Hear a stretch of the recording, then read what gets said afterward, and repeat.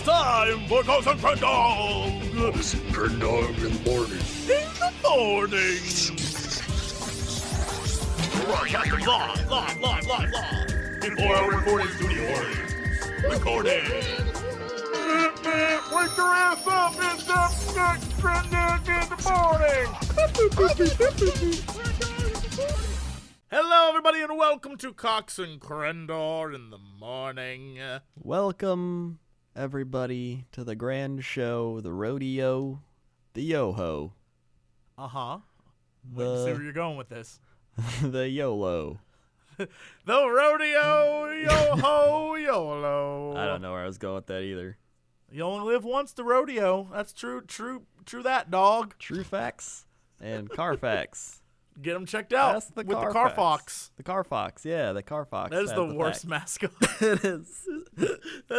They were like, what's similar to Carfax? And a stoner in the corner was like, it's one letter away from Fox, man.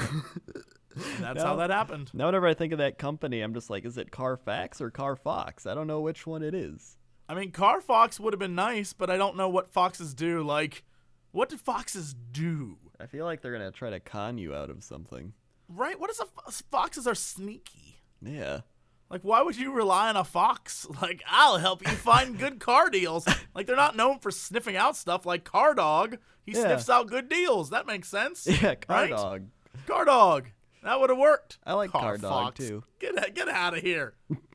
With your stupid company. Get outta here. By the way, this week sponsored by Carfax. Get your Carfax at your local Car Fox. Oh, dear.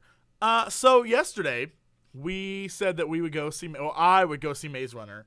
And I did. And you did. And we need to talk about it. Before we end up with another 45-minute podcast about movies, we need to get short and to the point.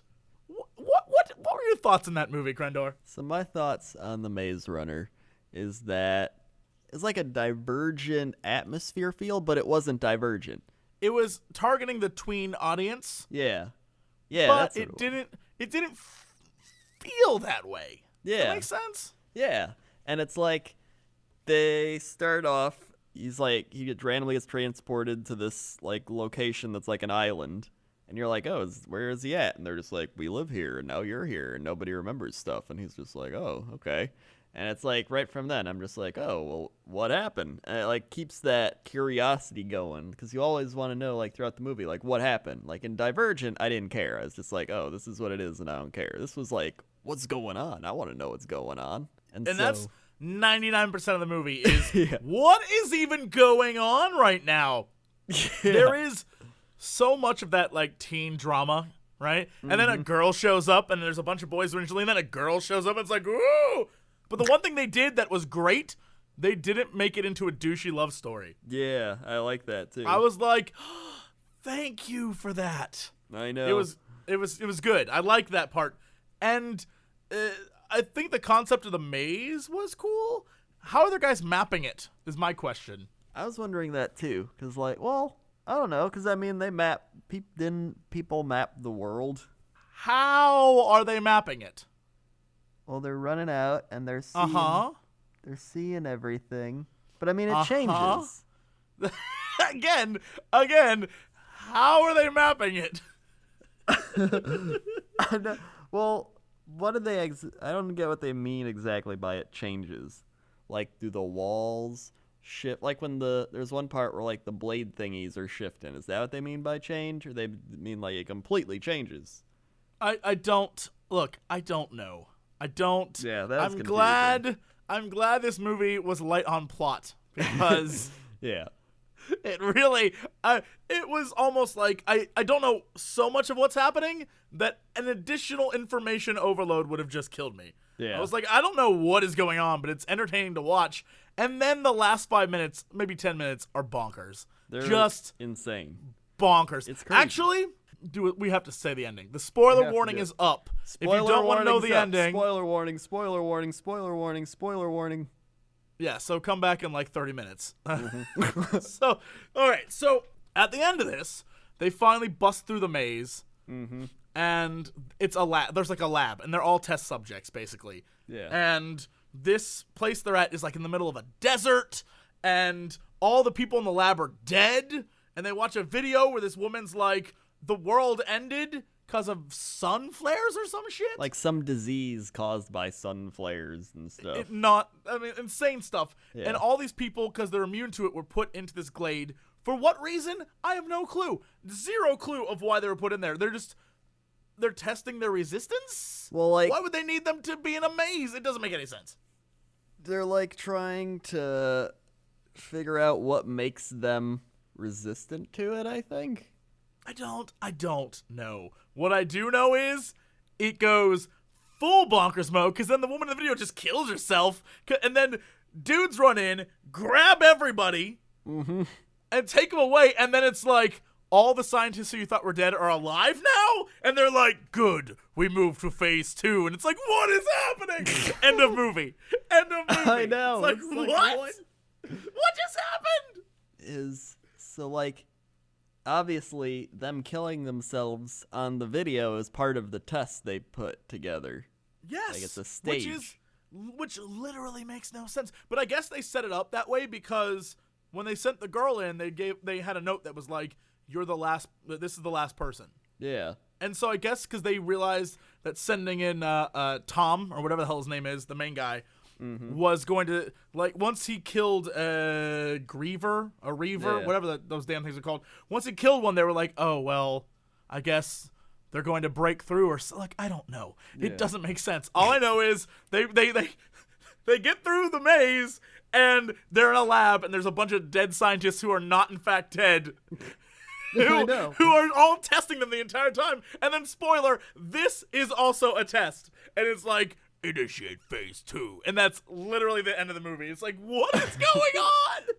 And, like, okay. What do you think about, like, the characters in this movie? Look, I'll be real honest. The dude who was in the third Narnia movie, that guy who has the weird eyebrows that always creeps me out. Oh, hold on. I know who I don't know his name, but I enjoy him immensely, and I can't figure out why. But I just like that dude. Yeah. He looks very strange, but I just like him. He seems like a cool dude. I like that guy. I like Albie, the black guy. Will Poulter? Yeah, he's Gally. Oh yeah, he's Gally. That guy. Yeah. He comes in at the end and tries to kill him. Yeah, I like him. You didn't recognize the Game of Thrones guy? Huh? I got it. Newt. Newt is. Oh, he's the dude. Okay, spoilers. He's the guy from last season with the skeletons. Yeah. I didn't even realize that. Yeah. What? I know, What? right? I am old. Holy shit, I was like, I didn't recognize that young boy. He was the one person I was like, oh, he's the guy leading Bran Stark. Yeah, I don't know that I know anybody else.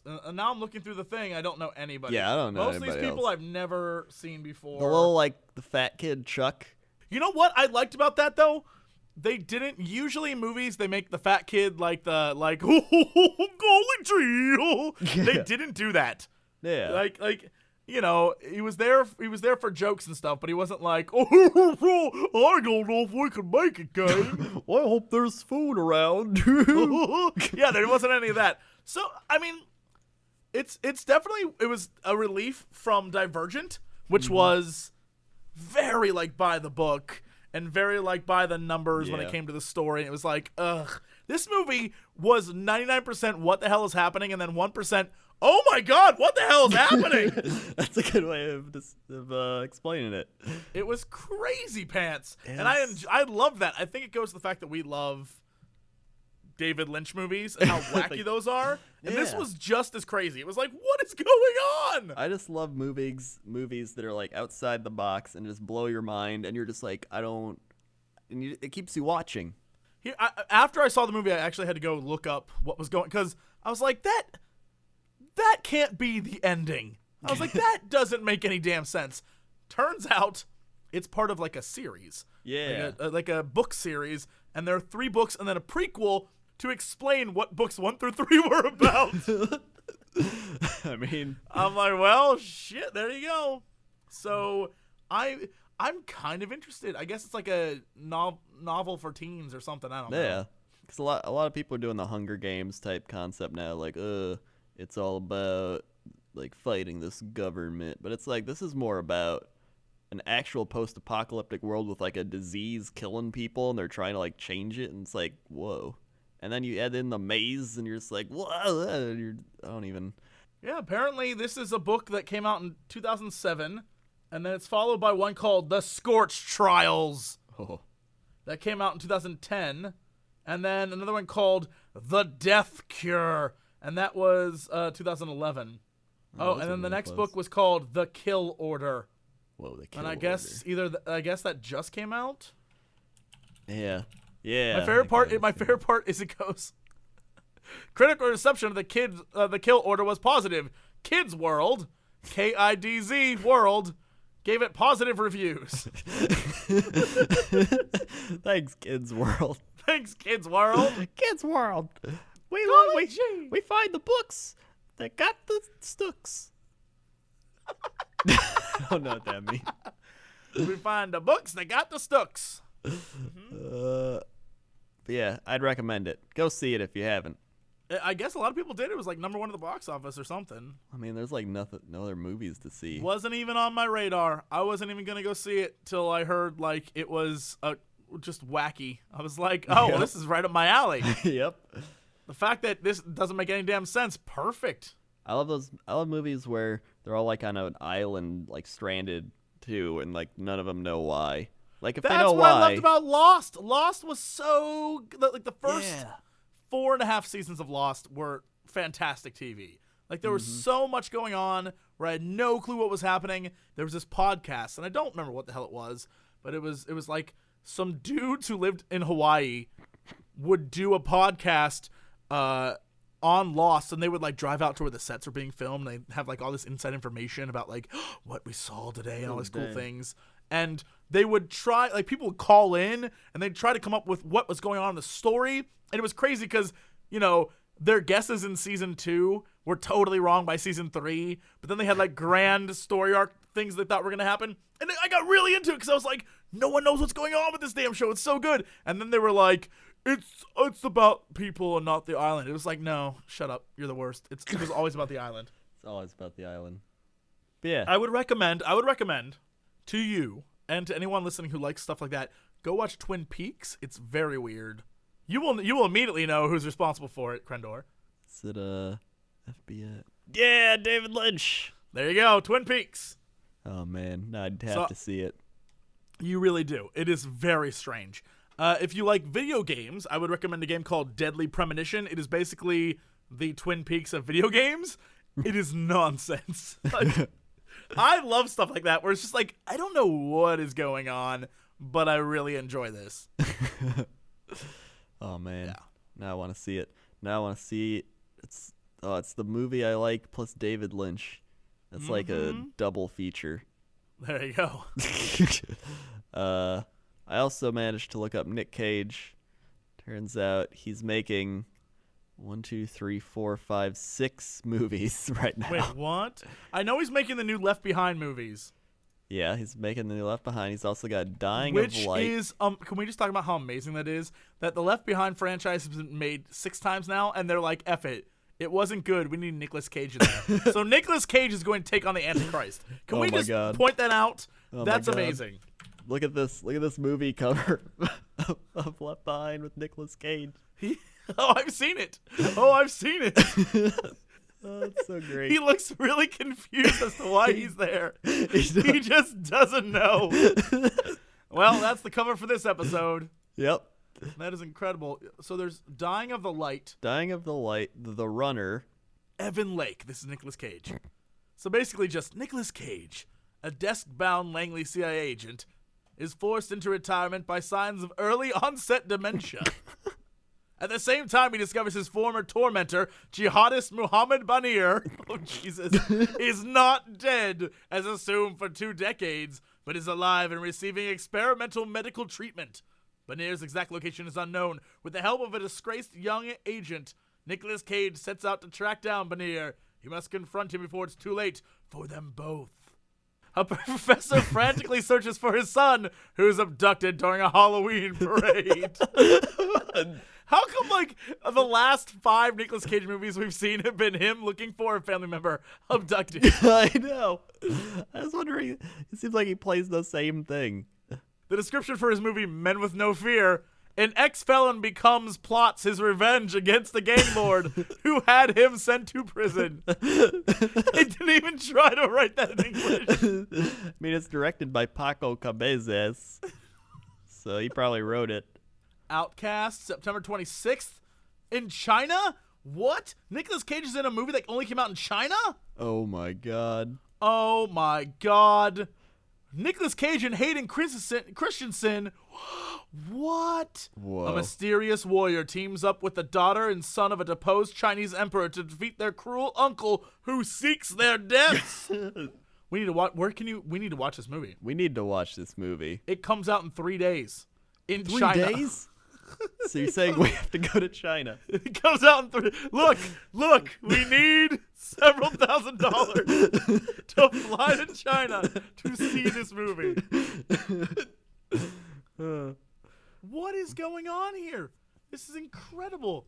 Literally, this movie is Nick Cage, Hayden Christensen, some guy named Ron Schmorberg, who's known for fighting Jackie Chan in Who Am I just with his feet. Oh, he's the feet guy in Who Am I? That was an awesome scene. Whoa. And then just a bunch of Asian dudes. No, wait, and someone named Preston Baker.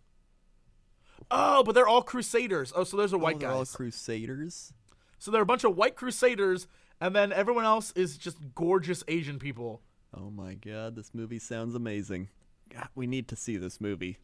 Nicolas Cage. Nicolas Cage is killing it. He has made 77 movies. Jeez. Wait, hold on. Nicolas Cage is 77? Yeah, I think we have him beat. That's a lot. that's a lot. But Samuel L. Jackson, 158 credits. Oh, damn. Samuel L. Jackson is in everything. Although, hold on, actor. Because some of these are video games. Oh. That shouldn't count. Yeah, that shouldn't count. That shouldn't count. I don't think Nicolas Cage has been in any video games. although I'd watch that, play that. I would too. Maybe he's in like the National Treasure video game. I'm going to say no. I'm gonna feel like he did not have anything to do with that. Okay, maybe not. Either way, I want to see that, and I want to see Pay the Ghost, where he looks for his son during a Halloween parade or whatever. Let's get to something a little more podcasty. Okay. And that is to chop the up in the sky with Crendor. Crendor, how's that traffic out there? Traffic's pretty insane right now. Cars are backed up because I'm flying over China for the Outlast premiere. Loads of people out here right now. Nicolas Cage, he's somehow managed to go across seas to get here extremely quickly since yesterday. Also, I see Oscar Larson and Jeff Long in a fist fight. Hopefully they can settle that out. And Greg Pennefather. What a cool name. Greg Pennefather. He just crashed his car into a building. I hope he's okay. He probably is, because he's giving the thumbs up back to you. Thanks, Crendor. Now let's see what's happening in the weather. In celebration of the Maze Runner, gonna go to Maze, Nigeria. I bet it's something like Maze. And you're just probably culturally insensitive. That's what I am. And I'm good at it. Okay. Today it's gonna be 98 degrees and hot. Tomorrow's gonna be 97 and hot. Friday, Saturday, it's gonna be some rain, 96 and hot still, but rain. And, Hey, look. That's good. Hot rain is good rain. yeah, hot rain's good rain. Is that a movie? Hot Rain? Hot rain? Oh, man. Is it? I don't know. I know there's hard rain. Oh, Hot Rain would be Hot a great Rain. movie. The Hot Rain, 1999. A love that doesn't include opening up unless you can be someone else. What? Starring What? Allie Anderson, Tanya Barnes, Eric Coble, Alex Michaels, and Lourdes Tolliver. I don't recognize any actors on here, but Alex Michaels has a thing where you can click on his name to see who he is. I click on his name and go look at the images. It looks like people are like there's pictures of women like wrapping each other up yeah. in tape. What is going on? What is this? What is happening? He's got photos of women wrapping each other up in tape. Like what? What is Is happening? this even a movie? Who is this man? What is? Oh, it's written and directed by Alex Michaels. What? What? It's all about him. It's about him? Alex Michaels wrote and directed this movie. Whoa. The Hot Rain, Alex Michaels. The Hot Rain. This. All right, you know how in like scary movies, when you see a movie, a woman comes out of it and eats your face off? Yeah. That's what Hot Rain looks like. It is. It's like that. It's like, what's that girl? The Ring. Remember that one? What the shit? It's on YouTube. It's on YouTube? The Hot Oh my Rain God. is on YouTube. Hot Rain's on YouTube. The Hot Rain, Part 8, The Hot Rain. Look up, well, it's Prelude to Cinema is what it is. Okay. But it doesn't have like a slash because it just has youtube.com/blah, blah, blah, blah, different letters because I guess he didn't update his thing. But it's on here, and it's recorded on like an old school camera. Oh my God. God, it's horrifying. It is like Out of the Ring. Whoa. This is what you see before you die. This is what you see before you get a call that's like 7 days. This is like what somebody would film in like their high school film class if they had no money. I think this might have been his high school film class, except this guy was born in 1966. He was in high school a long time. Yeah. He just kept making movies. They're like, you can't graduate with that. I'm sorry. I can't. On his IMDb page is a picture of him with the Cleveland Brown VIP draft experience. April 24th, April 14th, 2014. So this is the most recent photo, and it literally has nothing to do with acting. I love this guy. I love this guy in every possible way. Holy crap, is that funny? Man, he's got the Cleveland Browns draft experience. And that's the weather. That's the weather. All right, what's going on in sports? Speaking of Cleveland Browns draft experience. Let me tell you something about the Cleveland Browns draft experience. It's not very fun. well, for certain draftees, yes. Yeah. The Golden State Warriors got a stadium being built that looks like a toilet. Uh-huh. And that's all I got. There you go. That's it. That's sports. That's sports. Yep. All right, Crendor, what is our big story of the day? Well, we were going to do the three-boobed woman. Uh-huh. But I don't have that article. Everyone has been sending it to us all day. All this is day? Your one job. This is your one job. Hold on. What story were you going to do that was better than a three-boobed woman? President Obama gestures to Marines dubbed the latte salute. And he's got a latte.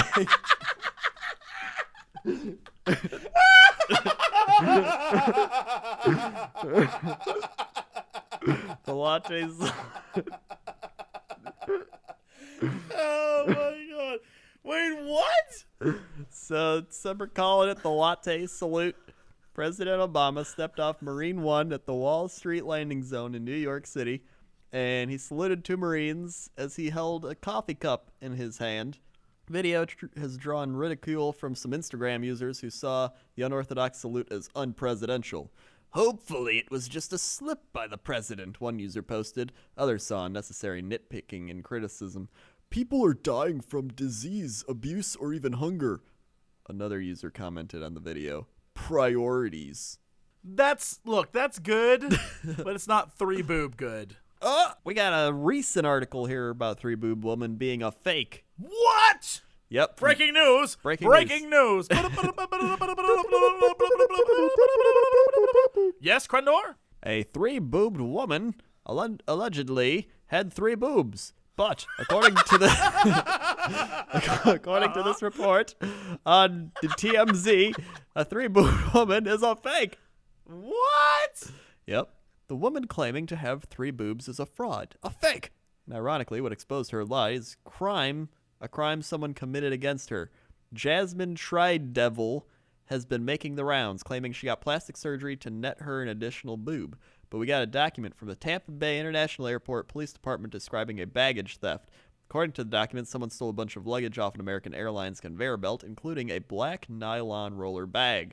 Cops caught the thieves after IDing them with surveillance video. The black bag belonged to Triboob, but before she got it back, it was inventoried by police as part of a crime against the crooks. Or case against the crooks. Guess what was inside the bag? The boob. A 3-breast prosthetic thing. By the way, she told cops the prosthetic was valued at $5,000. What? Yep. It's a fake boob. I don't believe this. It's a fake boob. I believe this less than I believe that a woman went out and got another boob added on. I know. TMZ, I challenge you to prove that. Yeah, I challenge you. I want real evidence. I fundamentally believe a woman in her right mind went out and had a third boob attached in between her other 2 boobs. Yeah. I believe that too. Cool Papa said shocking. Cool Papa was very invested in that. He was like, oh, no, my 3-boob girlfriend. Man, Cool Papa's not so happy anymore. Cool Papa is the only person who can handle a woman named Tri-Devil. Tri-Devil. Tri-Devil? What the hell kind of name is that? They call me Janice Tri-Devil. That has to be a changed name. But why would you, out of all the names that you can make yourself into to be a badass, you chose Tri-Devil. Tri-Devil. You know what? She deserves to not have that third boob anymore. Yeah. I'm glad it got taken away by that thief knew. That thief was doing us all a favor. Mm-hmm. He exposed a lie. A 3-breasted lie. That's not what we need in our life. Or anyone's life. How would you motorboat 3 boobs? It's a valid point. You'd have to go in a circle.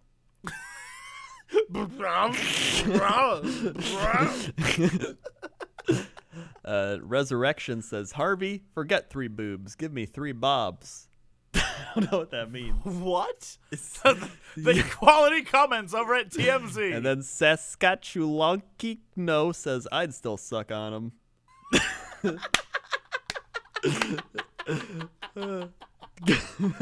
Okay, the woman who claims to have a third boob implanted on her body showed off the goods, but not nearly long enough for the TV anchor who was interviewing her. In a moment that will go down in journalism history, the TV guy asked Tri-Devil for a look at the third breast, and when she only flashed it for just a moment, the reporter asked, "Can you hold it up a little longer so we can get a better shot of it?" She refused. That's because it was fake. Because it was fake. No, she doesn't. I was about to say, what kind of woman with 3 boobs doesn't want to show off her 3 boobs unless they're fake? Yep, fake. Can't fool the internet. TMZ nailed it. TMZ nailed it. Can't fool the internet. Nailed it. Yep. That old man on TV I see all the time who's like, tell me something good. Who's always drinking a soda. Yep. That guy, I don't know his name. Jonathan TMZ. Jonathan Timms. Jonathan Timms of the Tim's Fortune. Mm-hmm.